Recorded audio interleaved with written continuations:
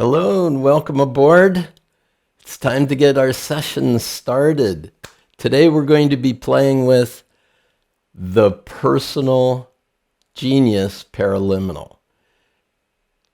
Couple of really important things I want to share with you. This is absolutely at the heart of all of my work. So if you have the time, let's spend about 4 days together right now, okay? Just clear your schedule. Let's get into it because there's so much cool information to understand, know about this. First of all, Dr. Buckminster Fuller, who is a brilliant inventor and writer, wrote a foreword to Mario Montessori's book, the grandson of Maria Montessori. And one of the things that he said was, we're all born genius. But out of 10,000 children born in the world, 9,999 of them will be systematically de-geniused by the time they reach the 5th grade in school. Now, he said that this happens because of well-intentioned, well-meaning adults who prevent the child from exploring their natural world. And if they could freely explore their natural world, that natural genius that's within the child would be drawn forth. It would be brought forward. Now, that said, having raised 3 children, now have 3 grandchildren, I've been able to notice that certainly in my own children, that about the time of going into the 5th grade, they were defaulting to the social norm. So what does the social norm say?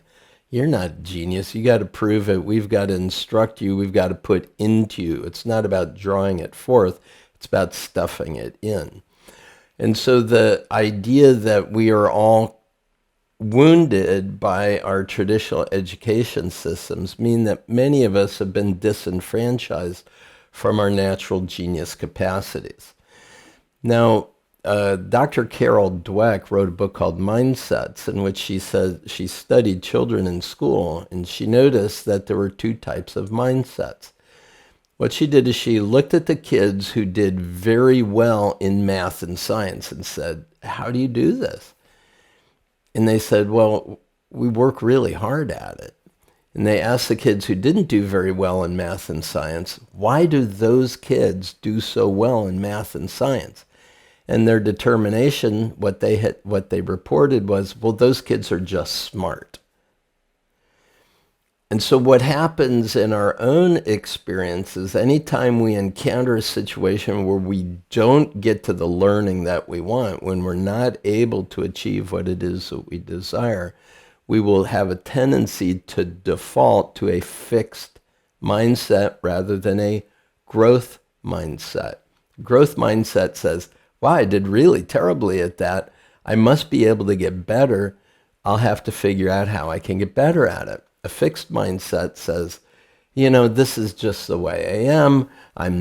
This is just not my thing. I'm no good at it. And rather than face additional humiliation and embarrassment, the social norm says, we'll just default to giving it up. So as a result of this difference between growth mindset and fixed mindset, what happens is that many of us default to far less than our full potential. Now, my claim is, my proclamation is, that the purpose of education is the liberation of human genius. And that presupposition that human genius is within us, and our job as educators is to liberate that, puts a completely different spin on why it is we go to school. So I've spent my life studying ideal methods for essentially helping people to do that. Now, Jerome Bruner suggested, he was a Harvard educational psychologist, suggested that we have, is it Harvard? Well, Jerome Bruner, he said we have 167 intelligences. And one of his grad students picked up Bruner's work and continued with it. His name is Howard Gardner. And he said, well, let's codify what is legitimately an intelligence. And he created a matrix to determine what constitutes a bona fide intelligence. And he started with 7. There are 7 intelligences that we have. It was called the theory of multiple intelligences. So we have the linguistic, and we have the mathematical logical intelligence, and we have the intrapersonal and the interpersonal, and the visual spatial and the musical. So there are many intelligences within us that we have access to. It's a matter of being able to use them when we face a learning situation or a problem-solving situation. And this is where the personal genius paraliminal comes in. Now, the personal genius paraliminal also talks about a zone of optimal performance. Dr. Csikszentmihalyi talks about it as flow state, and there's something called the Flow Collective. A book recently out by Stephen Kotler talks about studies that have been going on for the last couple of decades on being able to find this flow state. Well, when I first encountered Csikszentmihalyi's work from the University of Chicago, I said, this is it. I mean, this is what we really have to know and codify and be able to get to reproduce whenever we want or need it, so that we can be in the flow of that natural brilliance that's within us and bring it to bear on whatever situation we may find ourselves in. So in Personal Genius, I talk about this zone of that's ideal, and the ideal zone, also known as the zone of proximal development, also known as the optimal performance state, is between boredom and anxiety. So what that means is if you're bored, you're disconnected. You're really not fully engaged. And if you're anxious, you're disconnected because you're too overwhelmed. So the ideal state between boredom and anxiety is that flow state that we want to be able to achieve and maintain anytime we're in a learning situation. So that the front end of the paraliminal, I give you the option. So do you want to just have access to this flow state for a situation that's coming up? Or is there some specific learning or problem-solving situation that you're going to be engaging in, and you're going to apply it to that? So you determine it. And I've always suggested to students that there are 2 paraliminals that you use. At the front end of learning, listen to Personal Genius, because it'll get you in the ideal state for acquiring new information and being able to be in the right state for the work being demanded. The other one is Memory Supercharger at the back end of having learned something. So we're making sure that we're delivering it to the non-conscious mind, our memory bank, and having access to it. So these 2 paraliminals bookending our learning, we listen to Personal Genius, for example, if we're going to school, as we're studying, and then prior to taking the test, we listen to the Memory Supercharger. Now, this is another way to think about overall what it is you're going after and being able to maintain an ideal state while you're going through it. And when it's time to perform, you have access to all those resources. So what do you want to learn?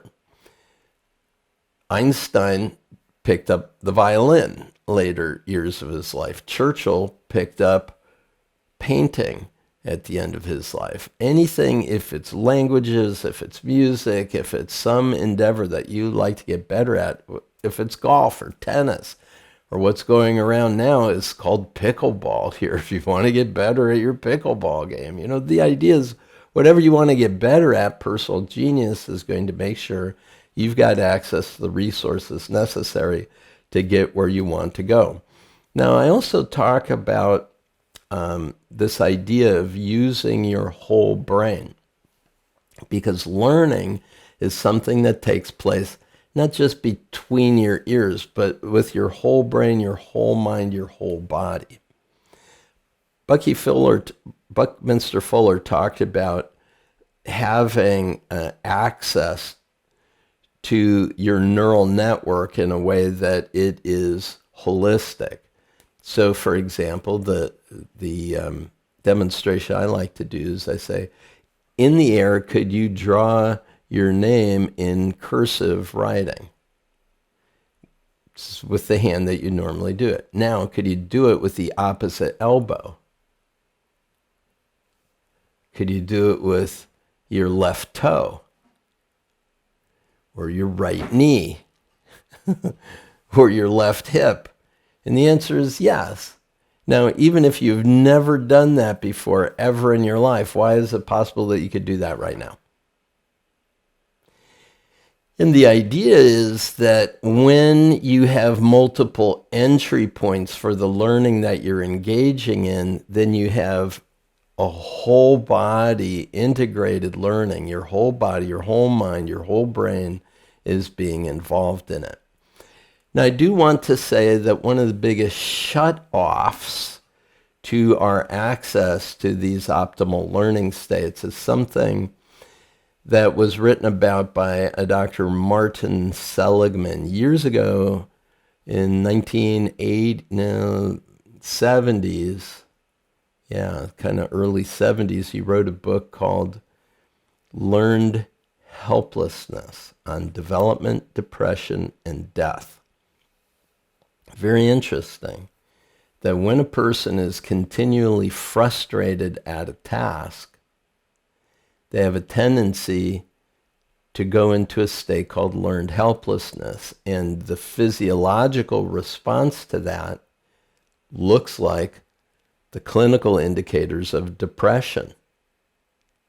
It's fascinating. So he tested this with college students and dogs and cats and rats and mazes and all kinds of stuff. He studied people who were very healthy, and then their kids put them into a nursing home because they didn't want to worry about them. Like their mother, who was still mowing her lawn at age 91, but everybody was so worried about her, they put her in an extended care facility. 6 months later, she was dead. Perfectly healthy. What was the deal? And so he talked about this idea of when you know that you cannot succeed, you cannot fail, or you cannot win at this, then it leads to this clinical depression and literally and figuratively death. I've got to leave this. I can't do this. This is not going to work for me. Well, there's an alternative to that.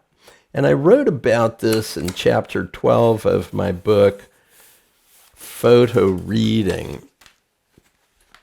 It's the idea, the difference between the growth cycle and the stuck state.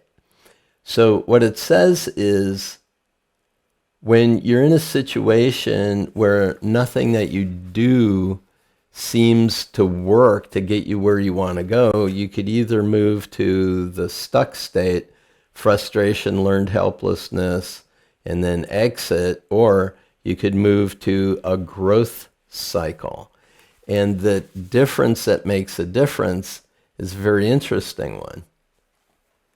See, when you encounter a situation that you can't seem to make progress in, do you get certain? This should work. What's wrong with this? It was working before. I was able to do this. Now it can't. What's going on? And this was written about in a book called Who Moved My Cheese? You know, that a rat in a maze can't find the cheese. It keeps looking. A person comes to the same place where the cheese was and says, where's my cheese? It was supposed to, I was here yesterday. What's going on? And so that certainty leads to frustration. Now, the other way is to be confused. In other words, be willing to not know. To go, this was working before. What's going on now? So confusion, if you're willing to embrace it, moves upward to curiosity. Curiosity moves to positive learning behaviors, exploration and sorting and talking to people and trying to figure it out and doing other ways. Guess what the name of the company is? Learning Strategies Corporation, right? You engage in positive learning behaviors to get to what? Excellence. And excellence isn't a static state. It's a spiral dynamic, right? It's always leading us to higher states of capability, competence, and so we're always building our competence if you can maintain an ideal learning state. So this is a real key distinction that's built into the personal genius paraliminal, is this distinction, this willingness to embrace whatever situation that you're engaged in, whether you're good at it or not, and to avoid the fixed mindset and stay in the growth mindset that says, I can't figure this out. I'm at the beginner's mind. I have never seen this before. I wonder what's going on. And that confusion moving to curiosity, you're golden. Maintaining that ideal state, you get on it, you get with it, you make it happen.